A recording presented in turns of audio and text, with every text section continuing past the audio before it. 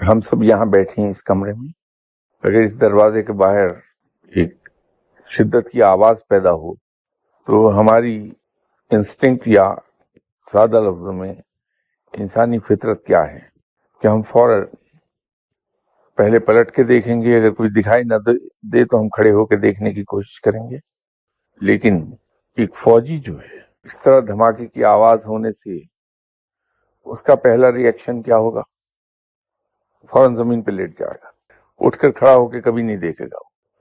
وہ فوجی بھی تو انسان ہے.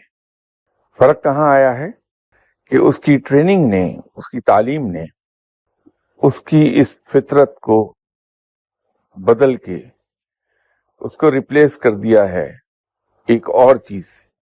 تو اسی لیے تو ان چیزوں کا انعام بہت ہے کہ انسان کو ان چیزوں سے لڑنا پڑتا ہے اور اپنی ٹریننگ کرنی پڑتی ہے. اس فطرت کا حصہ چاہے دکھ ہو یا خوشی اسے شیئر کرنا چاہتا ہے، اس کا آدھا حصہ تو قائم رہنے دیتا ہے کہ اپنی خوشیوں کو شیئر کرواتا ہے دوسروں کے ساتھ، لیکن باقی آدھے حصے کو